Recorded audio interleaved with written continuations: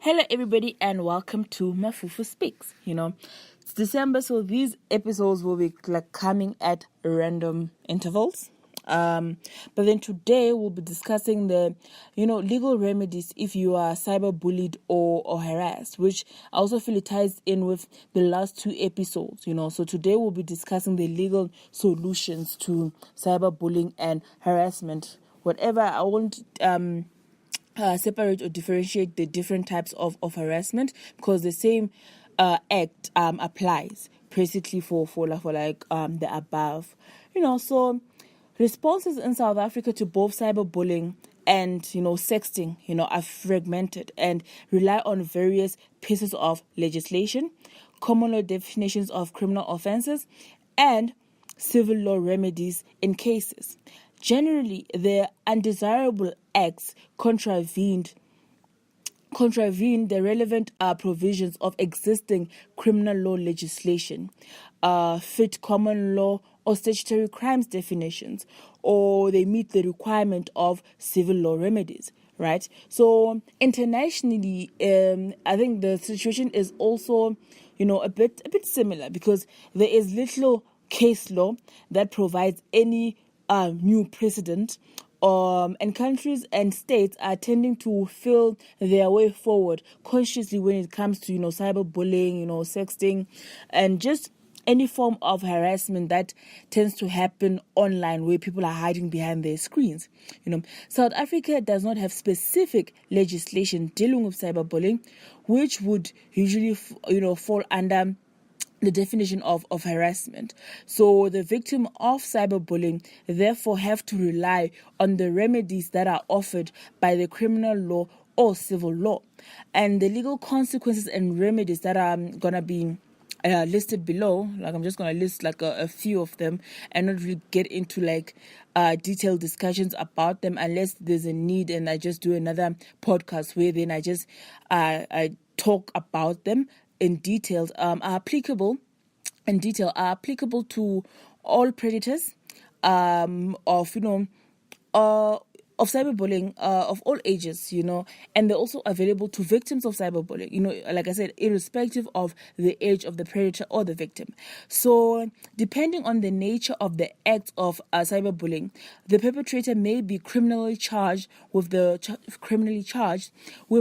following criminal offenses: criminal injury, assault, criminal defamation, extortion, or harassment. With South African law, that then applies or is applicable or is applied to cyberbullying and harassment, it's the Protection from Harassment Act and the Telecommunication Act, just to name a few. But then I'm thinking let's just discuss briefly the Protection from Sexual Harassment Act. In terms of the protection from harassment, not sexual harassment, from the Protection from Harassment Act. So it's not only limited to sexual harassment, but any form of harassment. In terms of that act, someone who has been bullied can ask the court for an interim protection order, which will be granted as long as the court is satisfied that the respondent has harassed or is harassing the applicant and that harm has or may be caused. So the harm need not have occurred already, but then the threat of harm. The interim order can be granted without the knowledge of the respondent. This is to make sure that the point of getting the protection order is not undermined, and children under the age of 18 can approach the court without their parents' knowledge. This is so, let's just say maybe it's a family member who's perpetrating the harassment, and then maybe if you go to, or you've mentioned it to a family, to your parents or about it, and they're like, no, we'll talk to them, it's a family member, but then they talk to that person and the person is still persistent and they persist and they continue with the act, then you don't need their consent, your parents. You can just directly go to the magistrate's court and then get it done. So in order to track down offenders who bully behind, for example, the cyber walls, the act stipulates that electronic service providers can be forced to hand over the name, surname, identity number, address of the person to whom the IP address, email, or telephone number belongs to. So you can't hide behind a Twitter username or a Twitter handle, an Instagram handle, a fake name on Facebook, a fake email account, a fake cell phone number, or a cell phone number which the person you are harassing or bullying does not have, because then your service provider, be it Vodacom, Cell C, MTN, or Telcom, can be approached by the court or by the police once the process is underway to actually provide the court with your details so that they can know who exactly is behind the cyberbullying and the harassment. So there's no hiding. The order will be made final if the respondent fails to appear in court, or the court finds on a balance that the respondent was or is harassing the applicant. As soon as the order is made final, the applicant will also receive a warrant of arrest that can be handed to the police if the bully fails to abide with the order.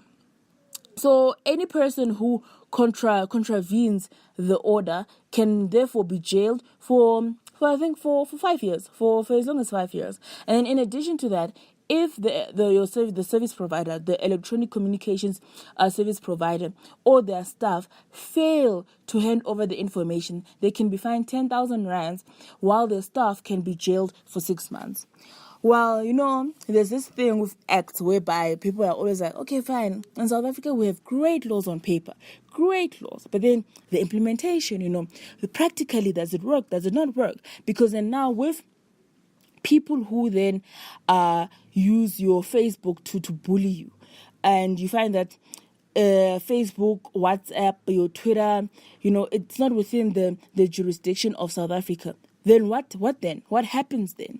Well, all is not lost, because as we saw with the Oscar Pistorius case, where the prosecution contacted the FBI for them to assist them in getting Apple to give them access to River's WhatsApp account, or River's phone and WhatsApp, so they can retrieve WhatsApp conversations between her and Oscar to use in the trial. That happened, So the FBI was able to assist, and the prosecution got their hands on those texts, and they were able to use them in the trial to help their case. So with that, the unfortunate part is that it might be a long, pricey, maybe process if you're just a lay person who has a stalker and you can't necessarily, afford to take it all the way there.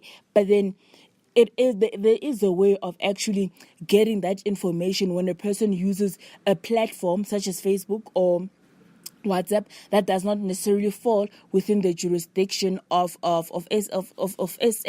So now, to close this podcast off, we're going to have a fun Q&A, because I'm just one of those people where I like to discuss the theory, but then the application part, the practical part, then the how.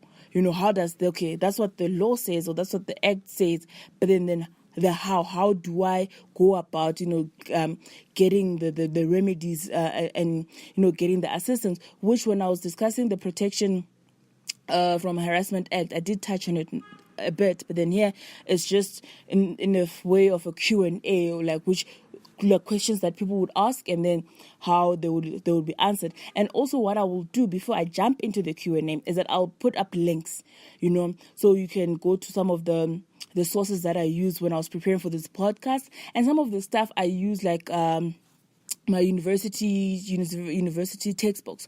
So maybe I'll just write down the full citation of the textbooks in the link as well. But then I doubt you guys will want to go all the way there. But then for copyright purposes, I will put it there, so that referencing whatever, where I got the information, if you guys wanna look it up for yourselves. So let's start with the Q&A. So first question: what can a person do if he or she is being harassed? First answer: if a person, the complainant, believes that he or she is being harassed by someone, the respondent may apply for a protection order in the magistrate's court, the court.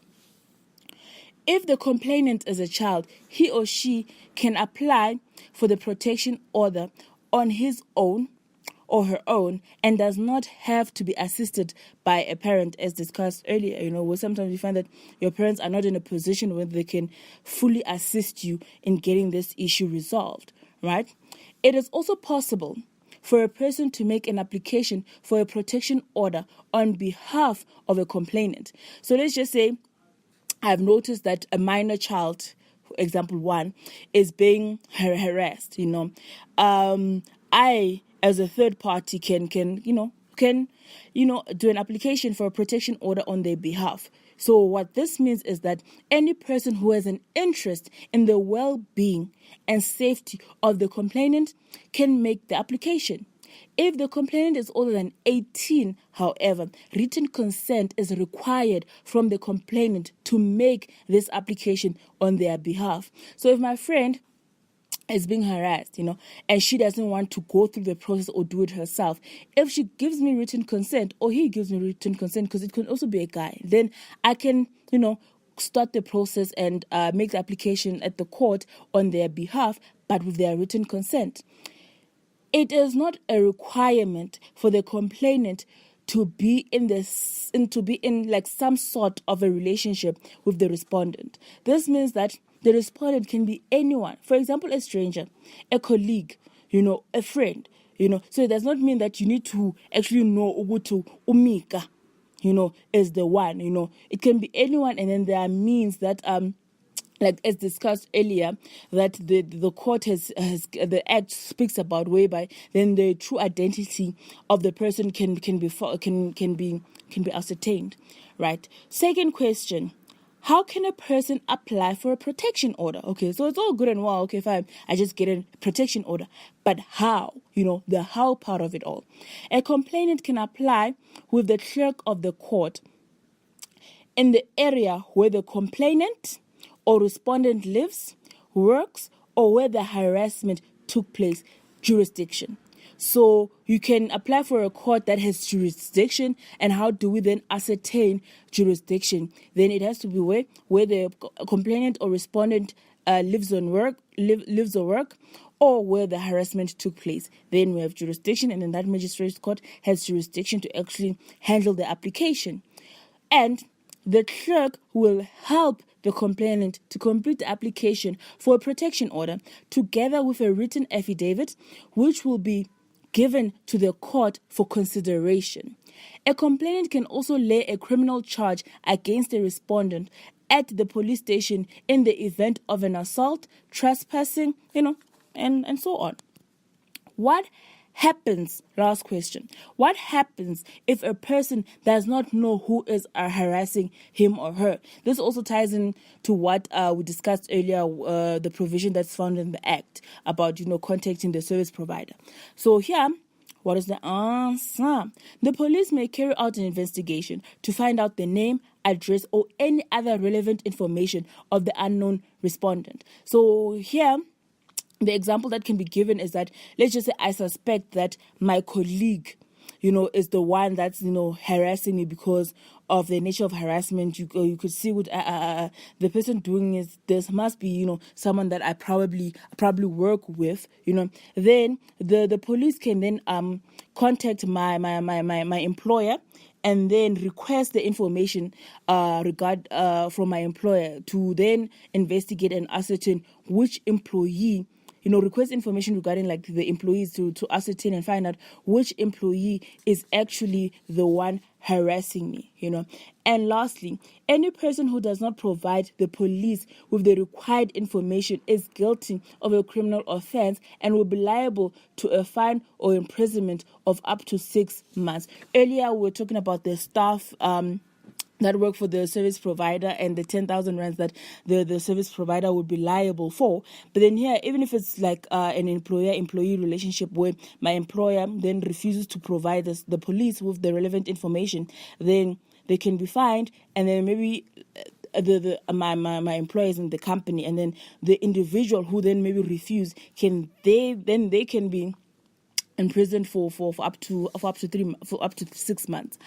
So yeah, guys, that's it for this episode. I know I've said quite a mouthful, but like I said, I'll put, links and stuff in the description box. And then also, I'll, try to enjoy my December and still keep this podcast coming.